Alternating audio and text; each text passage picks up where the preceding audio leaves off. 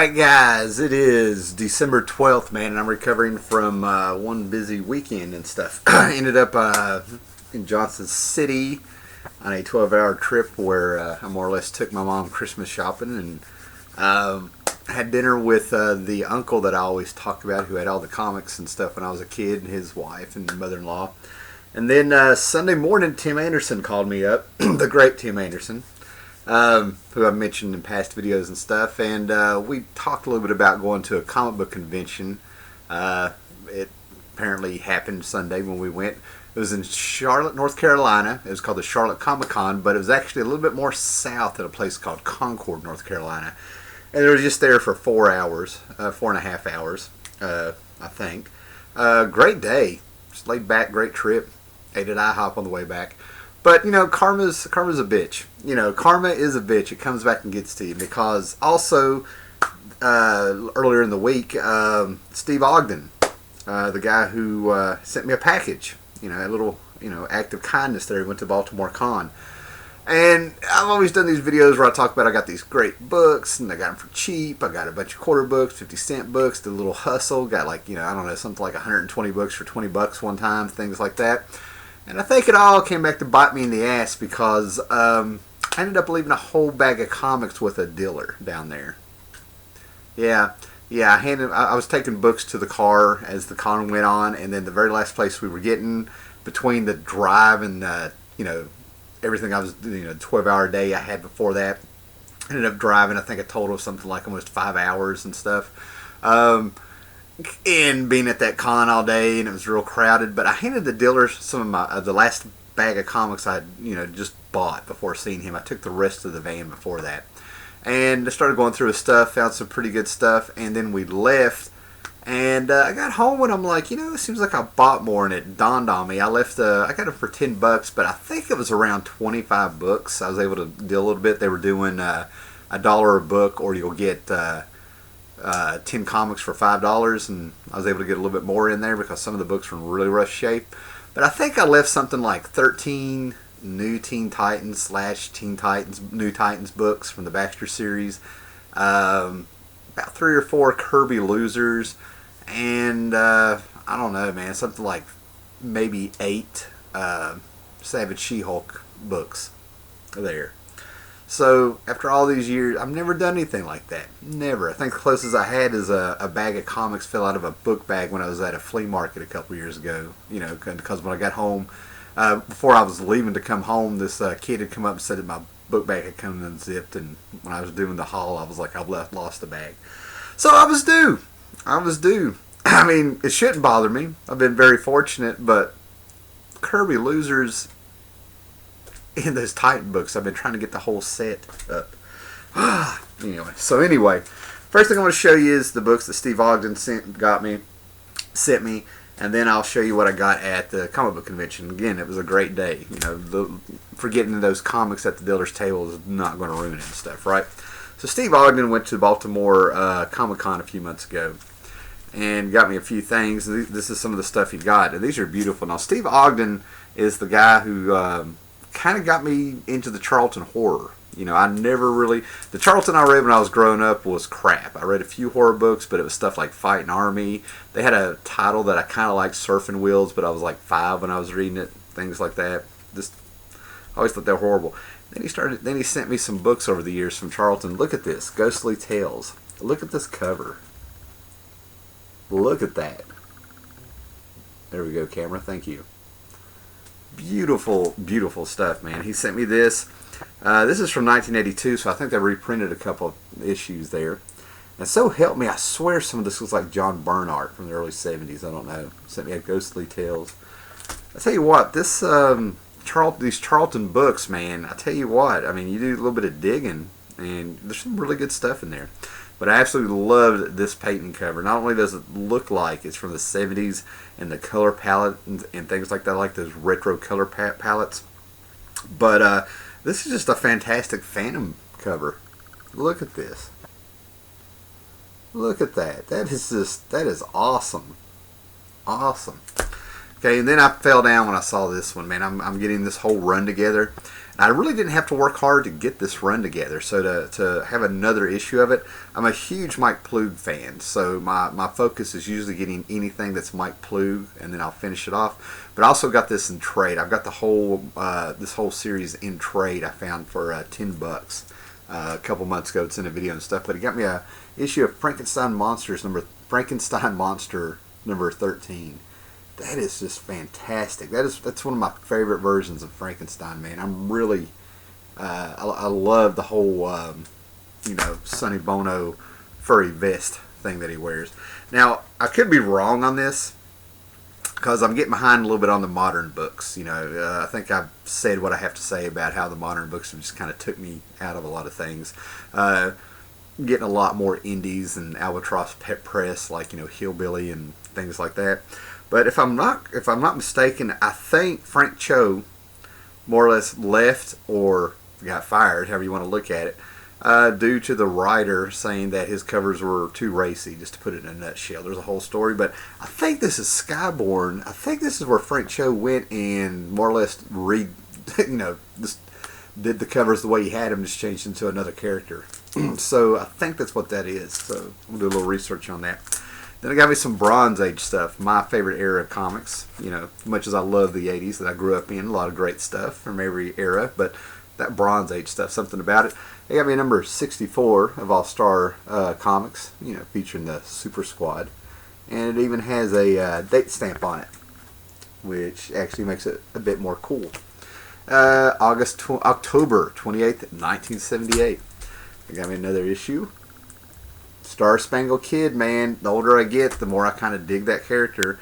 And then I always love my Earth 2 popping up with the JSA Justice League team-ups. And yes, this is a grown-up Robin. Now, as much as I love my Earth 2 stuff and seeing Robin grow up, it's one of the most horrible costumes I've ever seen. He sent me something I'm really interested in checking out. Somebody by Steve Connolly did this. It's written illustrated. It's Amazing Science Tales. So, it's going to be interesting to see that one. Sent me a Valiant number 1 of Generation Zero. It's got Baltimore Comic-Con on it, so I'm wondering if that's an exclusive. So, yeah, kind of cool. And then I love these two books. We got, Teenage Mutant Ninja Turtles Universe, Baltimore Comic-Con, IDW number 1. Oh, man.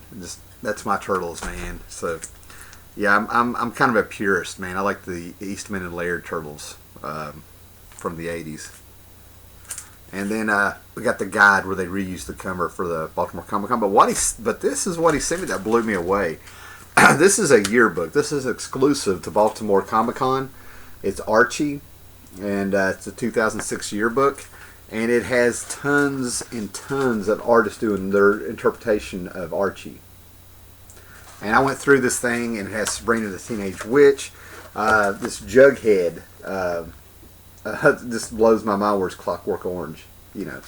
But I went through here, and there's Adam Hughes in here, and Howard Chaykin, and just all kinds of great people. Sabrina the Teenage Witch. Just fantastic stuff in here. I know I'm not going to find. There's a Star Wars one in here that cracked me up when I saw it. Josie and the Pussycats are in this. Yeah, there it is. Yeah, so thank you, Steve. Thank you for all the books. This was awesome. This was the first thing I cracked open and went through and took some pictures, put on Facebook. It's fantastic stuff. Okay, now to get to the Charlotte Comic-Con stuff. Okay, like I said, left the whole book. Yeah, a whole bag of books. I'm still getting over that, man. So we'll hit some of the DC stuff here. And, shaky cam. Table shaking. Alright. These are the 80s Baxter series that DC was putting out in the direct market. I find them good and cheap and going through it. I knocked out one more issue of Legion of Superheroes, number 11. And what I found interesting about this number 11 is I've never read it. It's been missing out of my collection for quite a while. But when I put it in my comic book database and it was ranked, it had like a 9. So I don't know I don't know. I'm not going to have high expectations, but it's a pretty good rating. Knocking off one more, I'm down to getting the Crisis books, particularly the ones that had the Crisis banner going on the top, man. So I'm knocking one more out of this. Steve Englehart, Keith Giffen doing Superman and the Creeper. I had that back in the day, and whatever happened to it didn't really break my heart, you know. So then I found this. I had to get it because of the condition. This is probably an upgrade for me, but this was a 2-issue miniseries that is fantastic. Batman, Hellboy, and Starman. 2 issues, worth getting. You got Nazis in here, man, you know, but it's just fantastic. So fantastic. Mignola did all the artwork in it. Yes, Mignola did all the artwork in it. Starts out with the Joker, but it's James Robinson of Starman fame, Mike Mignola of Hellboy, and some Batman in there. I mean, this is just fantastic.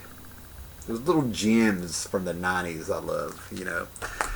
This is my 3rd issue of #1, but I was not passing these up. It blows my mind that after years of looking for these, I'm not saying they're worth money. I'm just saying they just really didn't pop up in the wild too much, but I finally got it. I got the 2 issues of Blade Runner. And I think I have like 3 #1s and stuff, but this is Al Williamson art.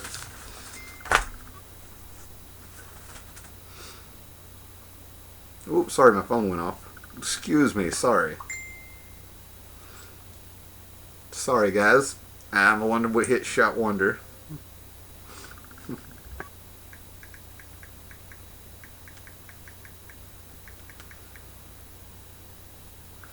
Okay, moving on. And some of these ended up being doubles of the next thing I want to show you, but it's okay because they are upgrades. Big time, man. I really want to get all of these. I've got to be close to having all these, but in PC Comics in the early 80s, we got a bunch of Jack Kirby stuff, man. We got Captain Victory and the Galactic Rangers, man. A very deceptive title because, you know, it sounds like something out of the 50s or something, you know. And but when you read it, man, some of the stuff, this book is brutal with its violence and the things they do to Captain Victory. And what you end up finding out is that Kirby tied this to his Fourth World books. He ended up having Captain Victory on a subtextual level there. There's a big reveal towards the end of the series. I can't remember if it was the special or the 13th issue or something.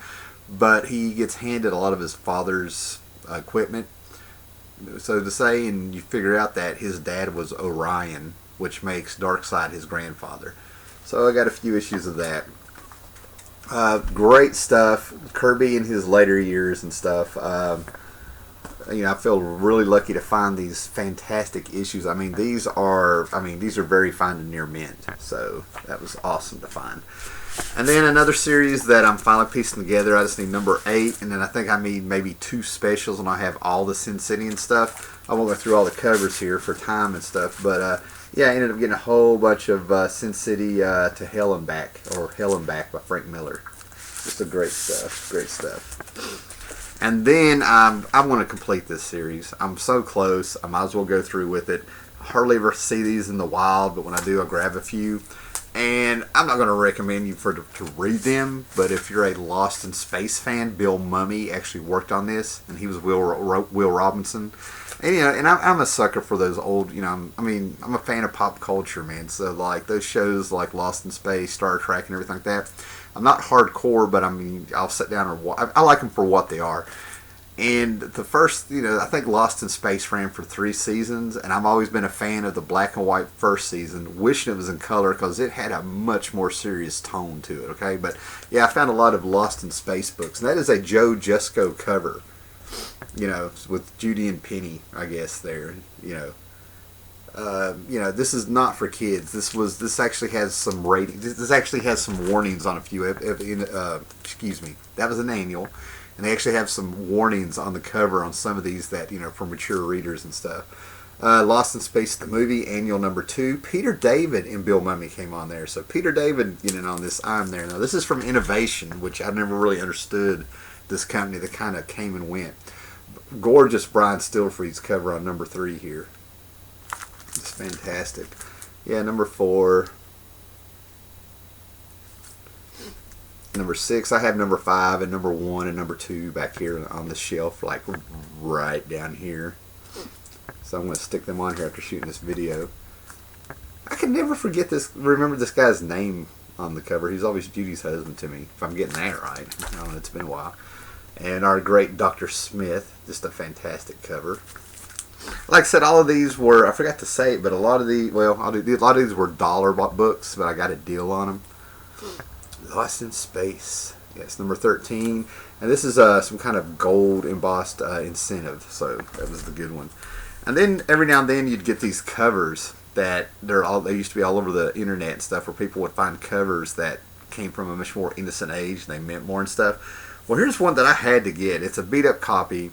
It's Action Comics 457, but we'll just, yes, I did it. I got it.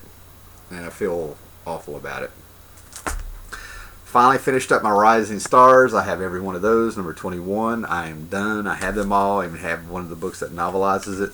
And then I didn't, yet again, I didn't know till I got home, but I got, these were bought for $1 a piece. That Karma thing, I'm telling you, man. But I was going through there, but I got the first 4 issues of Volume 2 of League of Extraordinary Gentlemen. I have all of these, first print and things like that, but I always like to have reader copies, you know, so very few things I'm like that with. Now this stack of books were oh, there's one more here. I also got these. This was a place where, you know, I got a pretty good deal. They were $1 a book, but I told them exactly how much cash I had left, so I got a lot of free books and stuff. But I got a huge run of Why the Last Man, starting with number 21, beginning of a new storyline. 21. But yeah, Why the Last Man. I may just put these on eBay. I think I'd really rather just get this in trade. I'm really switching to trade on a lot of series I'm trying to get, like The Boys. But strangely enough, with Hitman by Garth Ennis, I want all of those issues. I'm real close to those. But it's really odd. I keep running across some Why the Last Man books. And, you know, I think trade is the way to go. Beautiful cover. Love that cover. I may keep that one to frame it. I love that cover. I like that retro stuff.